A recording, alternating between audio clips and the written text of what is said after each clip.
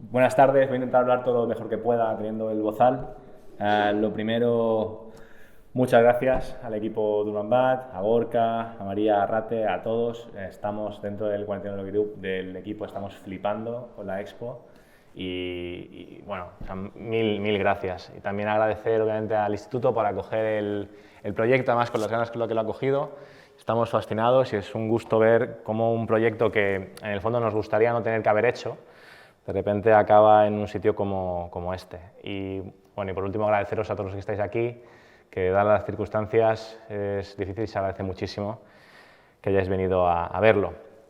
Como ya decía María, mi nombre es Eduardo Castillo, yo soy arquitecto, y diría nada más que arquitecto, pero supongo que también soy investigador y soy profesor, aunque no me gusta mucho catalogarme dentro de una disciplina, y formo parte de un colectivo de investigación que se llama 41 Group, junto con otras 4 personas, que son Julia Gankevich, Lyudmila Gridneva, Tigran Toskayan y Philip Mawan, que son de Rusia, de Emiratos Árabes y de Reino Unido, respectivamente. Nosotros, 41 Group, se gesta dentro de una iniciativa impulsada por el Instituto Strelka de Moscú, que se llama la iniciativa Terraforming. De hecho, si hay gente aquí entre 25 y 35 años que es arquitecto de cualquier otra disciplina, les animo porque dentro de 2 semanas cierra el plazo de inscripción y es un equipo de investigación, un proyecto de investigación que va a durar 3 años. Empezó en febrero del año 2020 y investiga las consecuencias que el antropoceno va a tener en las ciudades, ¿no? En los espacios urbanos a escala planetaria. Dentro del contexto de Terraforming, me gustaría empezar esta conferencia con esta imagen, que es una imagen que el director del programa, Benjamin Bratton, compartió con nosotros al principio del programa, allá por febrero, y creo que es ideal para ponernos un poco en situación, ¿no? Como veis, es una foto de un astronauta, concretamente es Ed White, que fue el primer norteamericano en dar un paseo por el espacio en la historia. Según Bratton, habría 2 maneras de leer esta imagen, ¿no? La primera es la de una figura que radia voluntad, una figura que está dispuesta a enfrentarse impertérrita a los horizontes desconocidos del espacio exterior, ¿no? Sin embargo, hay otra manera de mirarla, ¿no? En vez de este cowboy espacial, otra opción sería la de ver esta imagen como la de un frágil animal en un caparazón, una figura de carne rosácea, incapaz de abandonar su casa sin llevar consigo una atmósfera artificial que lo mantiene con vida. Está atado a múltiples cordones umbilicales, encerrados en una placenta inorgánica, sin la cual esta pequeña criatura moriría. Y en un abrir y cerrar de ojos nos damos cuenta o entendemos que estas condiciones no son una excepción sobrehumana allá arriba, sino que son las mismas que nosotros compartimos aquí abajo. Estamos atados a múltiples sistemas tecnológicos, ¿no? A paisajes operacionales que nos permiten vivir tal y como lo hacemos. Esos paisajes, esas infraestructuras, están bajo nuestros pies, como los sistemas de saneamiento, de agua, electricidad, ¿no? Que nos dan luz, calor o incluso a cientos de kilómetros, formando ecologías sintéticas en las que máquinas autónomas cuidan y producen los alimentos que consumimos. O incluso en anodinos cubos blancos, ¿no? A las afueras de las ciudades, que muchas veces ignoramos lo que tienen en su interior, en los que sistemas automatizados que están conectados directamente a las pantallas de nuestros teléfonos móviles o de nuestros ordenadores se aseguran de que nuestras despensas y botiquines permanezcan repletas. Todas esas infraestructuras son las que, junto con la infraestructura social, la que nosotros conformamos, se ha puesto en tensión y en tela de juicio durante los últimos meses. El día 3 de abril de este año, la portada del New York Times abría e informaba a sus lectores de que la mitad, ¿no? El 50% de la humanidad, estaba bajo órdenes de confinamiento. 3 semanas antes, estamos hablando de más de 4.000 millones de personas, 3 semanas antes, el 11 de marzo, que fue cuando la OMS confirmó finalmente que el COVID-19 se había convertido en una pandemia, la capacidad de las ciudades de todo el mundo para responder a la emergencia climática y a la emergencia sanitaria se puso en tela de juicio. A medida que avanzaba el mes de marzo y durante los meses siguientes, los cruceros, los apartamentos, las habitaciones de hotel e incluso los parkings se convirtieron en instalaciones de cuarentena improvisados, ya que el suministro de servicios básicos, que van desde el calor hasta la información o los artículos domésticos o de primera necesidad, quedaban sublimados a la tarea de contener a un parásito microscópico. Sin embargo, esto no es una excepción. Esto ha sido una realidad recurrente que ha ido apareciendo a lo largo de la historia, ¿no? Los brotes de enfermedades siempre han sido motor de transformación social y urbana a lo largo de todos nuestros tiempos. Este es un ejemplo, ¿no? Este cuadro representa la peste del año 1761 que azotó Moscú y que llevó a Catalina la Grande a reconstruir la ciudad completamente, estableciendo cementerios, canales de drenaje y terraplenes que pusieron a la ciudad en línea, o más en línea, con otras capitales que se encontraban al oeste, como puede ser París o Londres, que previamente también habían sufrido otras pandemias. Hoy, sin embargo, esto se ha invertido. Hoy son las capitales europeas las que miran al este, a ciudades como Tokio, Hong Kong o Singapur y otros territorios que han mostrado ser capaces de implementar adecuados sistemas de monitorización y rastreo para mantener el virus a raya.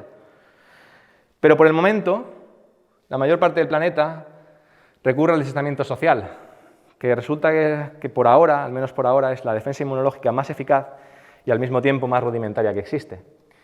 Al tiempo que nos preguntamos todos y todo el rato cómo serán nuestras vidas una vez haya pasado todo esto. Y es que el sentido de la emergencia es real y es palpable, pero nosotros, al menos, proponemos que en vez de entender todo esto como un estado de excepción, que suspende, ¿no?, la normalidad temporalmente para luego volver a ella una vez todo esto haya pasado, quizás sea útil mirarlo como un evento capaz de intensificar y desvelar condiciones preexistentes. Por ejemplo, las consecuencias de la mala planificación o la falta absoluta de planificación, los sistemas sociales rotos o fragmentados, o incluso los reflejos aislacionistas, son ejemplos evidentes de esto.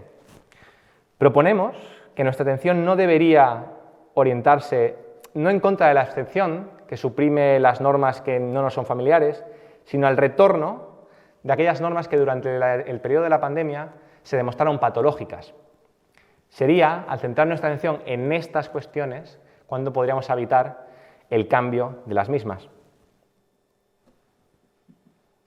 Uy, perdonad. A ver. Vale. La cuarentenología, o su nombre en inglés, quarantinology, es una nueva disciplina para la era de las pandemias, ¿no? O sea, es el nombre que nuestro grupo adquiere, pero hemos creado esta disciplina. Es un tipo de arqueología, una arqueología experimental, que lo que hace es usar la cuarentena como un sensor para revelar la composición cambiante del urbanismo contemporáneo y desde él especular sobre su futuro. Con ella excavamos cuarentenas pasadas y presentes para vislumbrar la ciudad que podría surgir tras el COVID-19. Es importante entender que, como toda arqueología, el trabajo es interpretativo más que predictivo. Es decir, no estamos prediciendo lo que va a ocurrir, sino interpretando en qué direcciones podrían moverse las cosas que son reveladas ahora, ¿no? Bajo cuarentena, por ejemplo, el segundo y el tercer lugar, que como denominaba Ray Oldenburg, que son las esferas del trabajo y el ocio, se derrumban sobre el primero, que es el espacio doméstico. El espacio público se convierte en una externalización en la que proyectamos nuestros miedos y nuestras fantasías. Y lo que sería interesante es que incluso si los delfines no están de hecho floreciendo en los canales de Venecia, como se demostró, que todas estas imágenes eran fake, quizá tenemos mucho que aprender de la expectativa de que así puede haber sido.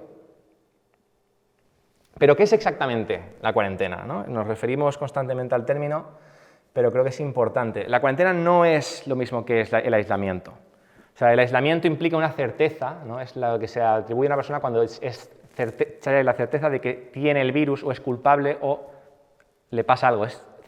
Tenemos con certeza de que le ocurre algo. La cuarentena implica una duda, es una incertidumbre. De hecho, si tenemos que denominarla o darle como una denominación, la cuarentena al final es un espacio liminal, ¿no? Políticamente representa la legitimación de la sospecha o de la duda en el espacio físico, ordenando para ello la creación de una serie de barreras o filtros. Yo prefiero filtros, porque barreras significa que no pasa nada, cuando filtros lo que hace es que algunas cosas pasan y otras no. Estos filtros están diseñados para separar a grupos de personas, animales o cosas de otro. La cuarentena, por tanto, es un limbo, un espacio-tiempo definido por la espera y la incertidumbre, donde se disuelve la distinción entre seguro, inseguro, sano o enfermo, campamento o búnker. La palabra en sí mismo, cuarentena, fue acuñada en la Venecia medieval. 40 giorni, que en italiano significa 40 días, era el tiempo que se requería a los barcos permanecer aislados en una isla cercana al puerto, para probar que estaban libres de enfermedades y así permitirles desembarcar. Para evitar la piratería, en estas islas se establecieron unas estaciones de cuarentena conocidas como lazaretos, que podríamos denominar como las primeras arquitecturas epidemiológicas, facilitando, ¿no? En estos terminales lo que hacían era facilitar el movimiento de marineros, estibadores, carga y médicos, de manera que además estaba diseñada internamente para reducir la propagación de las enfermedades. Estas tipologías nos resultarán familiares, ¿no? Cámaras aisladas con puertas que abren al exterior, mirillas en todos los pasillos, pasillos de un solo sentido o incluso estrictos protocolos espaciales fueron algunas de las herramientas desplegadas en estas primeras arquitecturas epidemiológicas. Estas arquitecturas son los antepasados de centros de inmigración como la isla Angel o Ellis en los Estados Unidos, así como de notorias estaciones de bioseguridad y cuarentena que existen, por ejemplo, en Australia. Son, en última instancia, máquinas de filtración que procesan personas y cosas metabolizando el miedo a lo desconocido. Los aeropuertos, que podemos definir como las arquitecturas de la contemporaneidad hiperconectada, no son muy diferentes.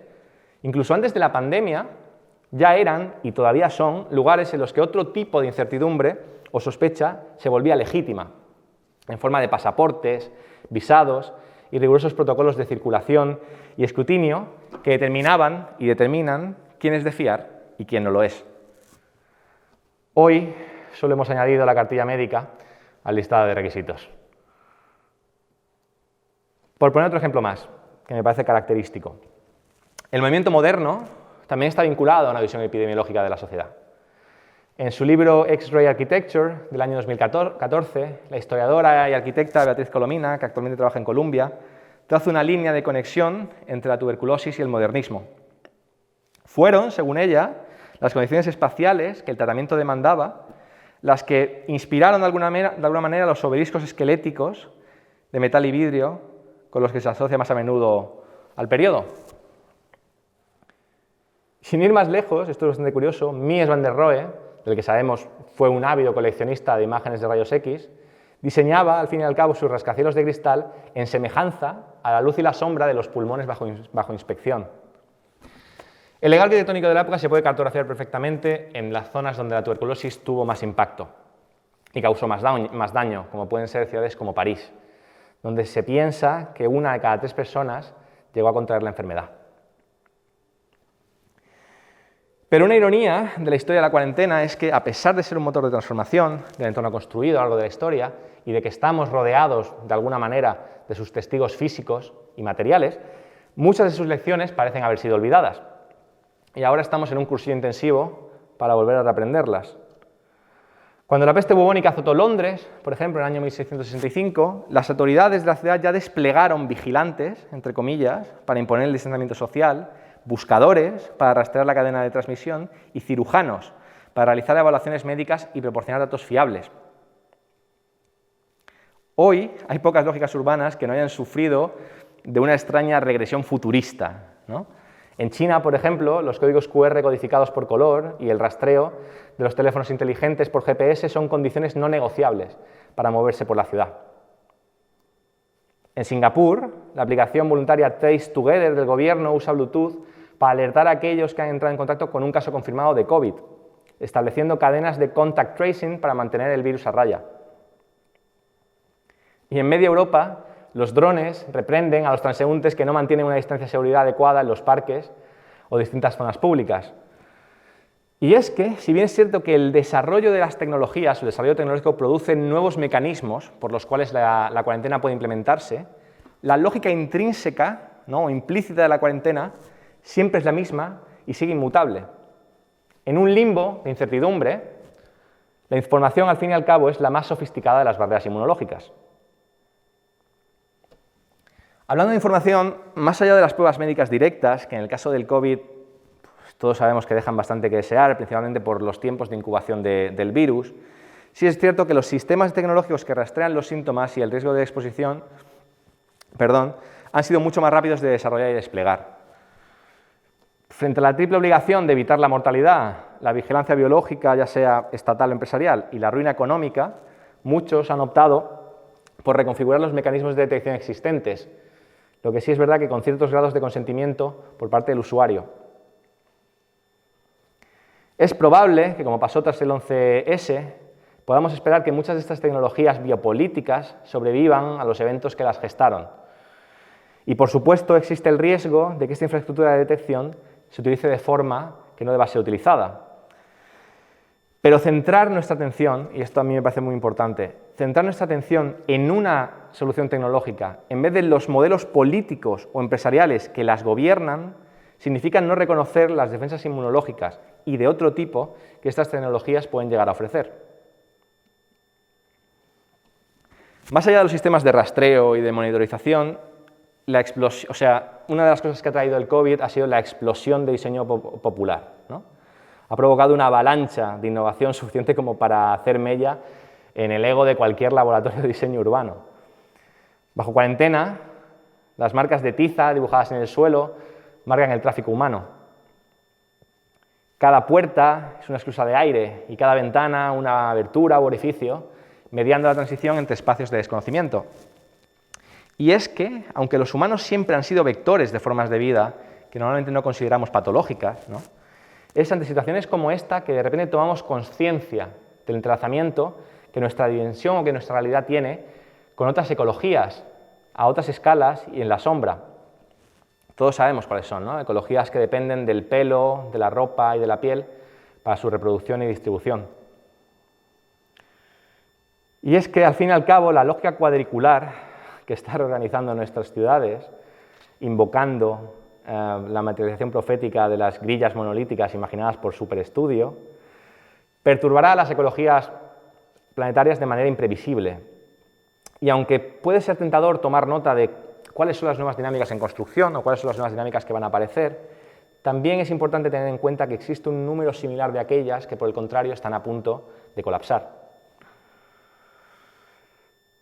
Y ante esto emerge una pregunta, que es la pregunta que todos nos hacemos y que a mí me suele hacer mucha gente y no tengo la respuesta, que es ¿cómo serán las ciudades en el pospartido del COVID-19?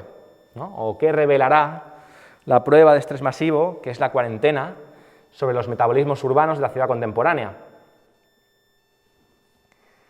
Quarantinology es un intento de responder a esta pregunta.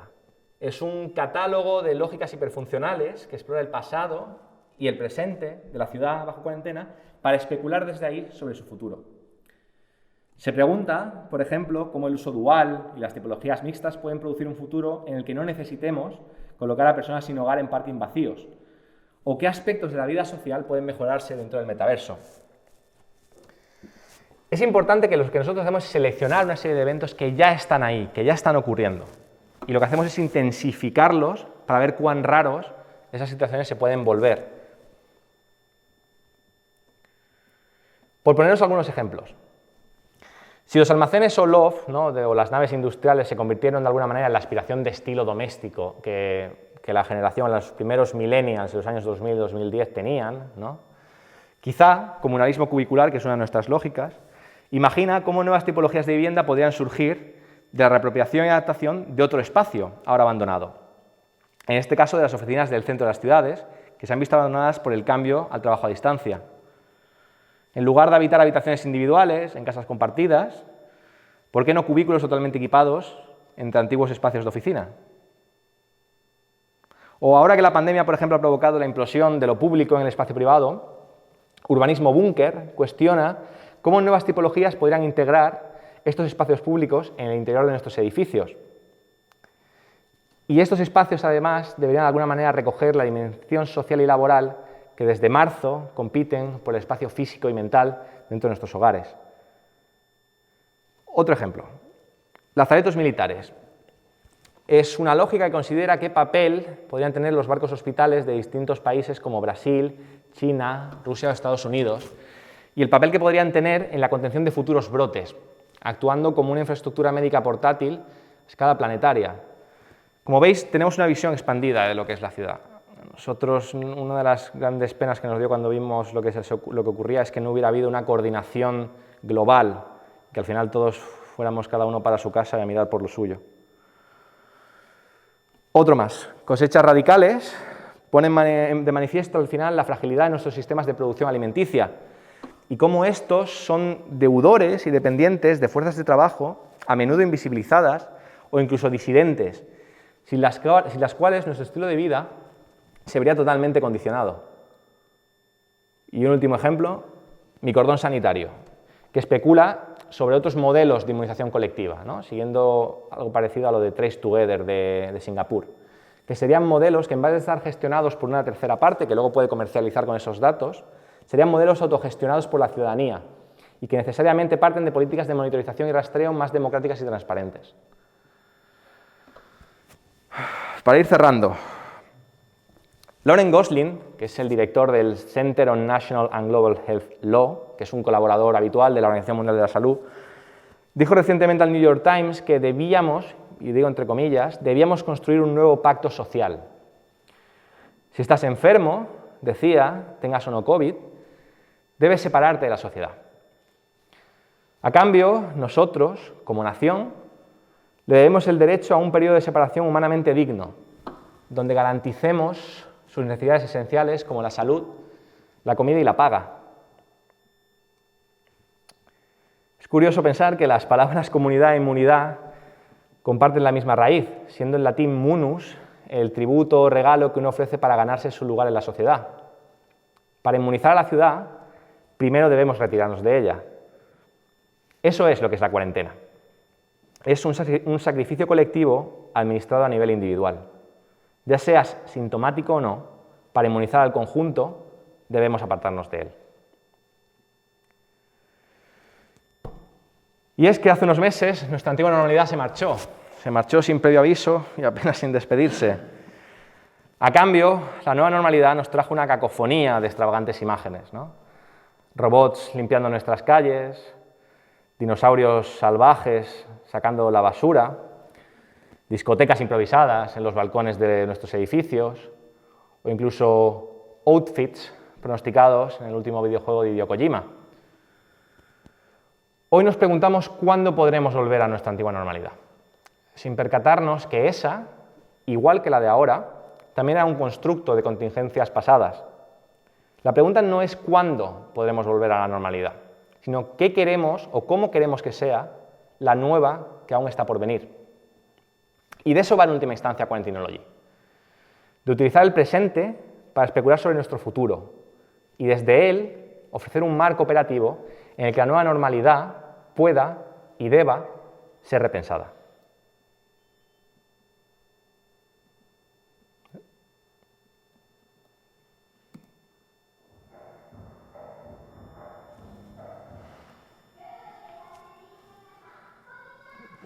Espérate, va a descoordinar el sonido. Ahora.